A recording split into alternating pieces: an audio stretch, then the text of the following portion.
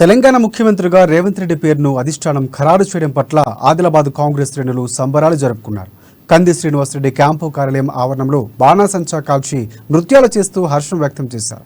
దీనిపై మరింత సమాచారాన్ని మా రీజనల్ కోఆర్డినేటర్ సత్యనారాయణ అందిస్తారు. ముఖ్యమంత్రిగా ప్రకటించిన కాంగ్రెస్ అధిష్టానం టీపీసీసీ చీఫ్ రేవంత్ రెడ్డికి ముఖ్యమంత్రిగా ప్రకటించడంతో ఆదిలాబాద్ జిల్లాలో కాంగ్రెస్ శ్రేణులు హర్షం వ్యక్తం చేస్తున్నారు. బాణసంచా కాల్చి సంబరాలు చేసుకుంటున్నారు. ఒక పండుగ రోజుగా వాళ్ళు భావిస్తున్నారు. మనతో పాటు ఇక్కడ కొంతమంది కాంగ్రెస్ నాయకులు కార్యకర్తలు ఉన్నారు. వారితో మాట్లాడించే ప్రయత్నం చేద్దాం. कैसा लग रहा है आपको रेवंत रेड्डी ने चीफ मिनिस्टर बन जा आज जैसे ही सोनिया मैडम के पास से ऐलान हुआ, माइनॉरिटी भाइयों में एक खुशी की लहर दौड़ गई। उसकी खास वजह यह है कि रेवंत रेड्डी साहब को सीएम के ओहदे पर फायज करने का तय हुआ। हम माइनॉरिटी की ओर से, तमाम माइनॉरिटी एपी की, तेलंगाना की ओर से मैं गांधी परिवार का और खरगे साहब का, राहुल गांधी परिवार के साथ माणिकराव ठाकरे साहब का, उन सबका तहे दिल से शुक्रिया अदा करता हूं। और साथ ही साथ रेवंत रेड्डी साहब की जो सीएम बनने की जो ख्वाहिश थी, हम तमाम वोटर ने मिलकर उनकी ख्वाहिश पूरी की और एक डायनामिक पर्सनालिटी को हम जो तो सीएम के रूप में देखेंगे। और मैं मुसलमान होने के नाते मस्जिद शहीद जो करे, और हमारे रेवंत रेड्डी साहब 28 मस्जिदों को, कल एक इंटरव्यू देखा मैं, 28 मस्जिदों को आबाद कराने के वास्ते हामी दिए हैं।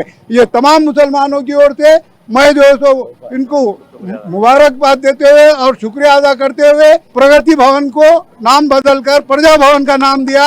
मैं इसका उनको तहे दिल से शुक्र अदा करता हूँ। ये डायनामिक पर्सनालिटी है, ये सबको लेकर चलने वाली शख्सियत है।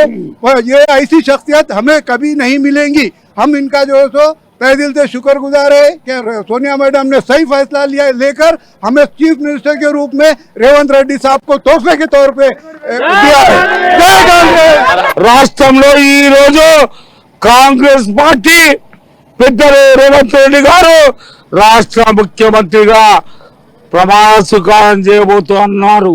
చెప్పండి, ఒక కాంగ్రెస్ అధిష్టానం అయితే అంటే ప్రజలు తెలంగాణ కాంగ్రెస్ శ్రేణులు, తెలంగాణ కాంగ్రెస్ అభిమానులు ఏదైతే బలంగా నమ్ముతున్నారో, బలంగా కోరుకుంటున్నారో, అలాగే ఈరోజు కాంగ్రెస్ అధిష్టానం రేవంత్ రెడ్డిని సీఎంగా ప్రకటించింది. దాని పట్ల మీరు ఎలాంటి హర్షం వ్యక్తం చేస్తున్నారు?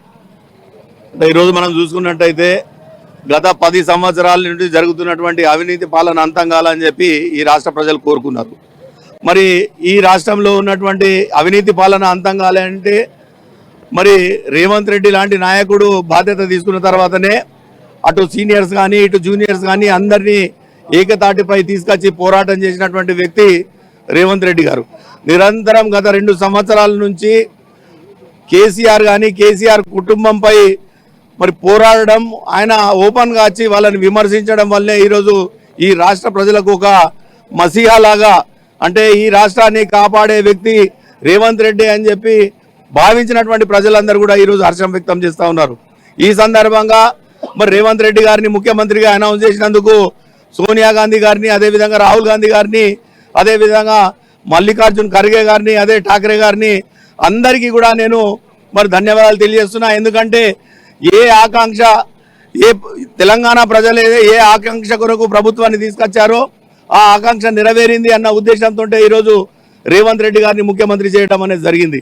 నిజంగా చూసినట్టయితే గత 10 సంవత్సరాల నుంచి అసెంబ్లీలో ఎవరిని మాట్లాడనీయకుండా, ఏ ఒక్క ప్రజా సమస్యపై గలమెత్తనీయకుండా, ప్రజా దర్బారు నిర్వహించకుండా, ఏ ఒక్కరికి కూడా ప్రగతి భవన్లో ఎంట్రీ ఇవ్వకుండా ఏదైతే వారు చేశారో ఈరోజు ఆ అహంకారానికి మరి ఈరోజు పరాకాష్ఠగా మారింది. కనుకనే ఈరోజు ప్రజలందరూ కూడా తీర్పు ఇవ్వడం జరిగింది.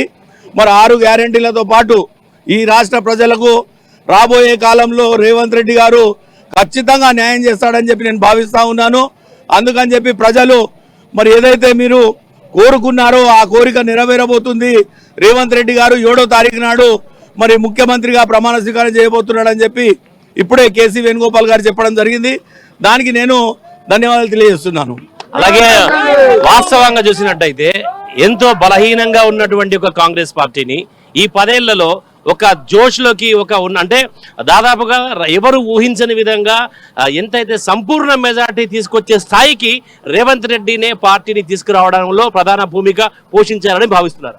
ఖచ్చితంగా గత 2 సంవత్సరాల నుంచి ఏదైతే రేవంత్ రెడ్డి గారు పిసిసి పగ్గాలు చేపట్టడం జరిగిందో ఆ రోజు నుంచి ఆయన మొదలుపెట్టినటువంటి ఈ యుద్ధం ప్రజలలో ఒక నమ్మకం కుదిరింది. ప్రజలకు మరి అవినీతి జరుగుతున్నప్పటికీ కూడా ఎవరు కూడా బయటకు తీయకపోవడం, మాట్లాడకపోవడం, మాట్లాడినటువంటి వాళ్లకు జైల్లో వేయడం, ఆయన కూతురు పెళ్లి ఉన్నప్పటికీ కూడా ఆయన జైల్లో పెట్టినటువంటి సందర్భం ఈరోజు మనం గుర్తు చేసుకోవచ్చు. అయినప్పటికీ కూడా ఆయన కుంగిపోకుండా ఈ రాష్ట్ర ప్రజలను ఈ దుర్మార్గపు పాలన నుంచి అంతం చేయాలా, వాళ్ళని దూరం చేయాలా, ప్రజలకు న్యాయం చేయాలన్న ఉద్దేశంతో ఆయన తీసుకున్నటువంటి పోరాట ఫలితమే ఈరోజు తెలంగాణలో మరి ఈరోజు కాంగ్రెస్ ప్రభుత్వం వచ్చిందని చెప్పి నేను భావిస్తా ఉన్నాను. ఆ క్రెడిట్ అంతా కూడా రేవంత్ రెడ్డి గారికి పోతుంది అని చెప్పి నేను భావిస్తా ఉన్నాను. ఓకే, థ్యాంక్ యూ అండి. All the best for your government. అది ఖచ్చితంగా ఈ ప్రభుత్వం అంటే ఏవైతే సంక్షేమ పథకాలు ఉన్నాయో అవన్నీ కూడా ఖచ్చితంగా తీసుకుపోతామని, తర్వాత ఎవరిని కుట్రలు చేసినటువంటి సందర్భంలో కూడా కాంగ్రెస్ పార్టీని ప్రజలు ఆదరించారు కాబట్టి రాష్ట్రంలో కాంగ్రెస్ పార్టీకి ప్రజలకి సంపూర్ణ న్యాయం జరుగుతుందని, అలాగే రేవంత్ రెడ్డి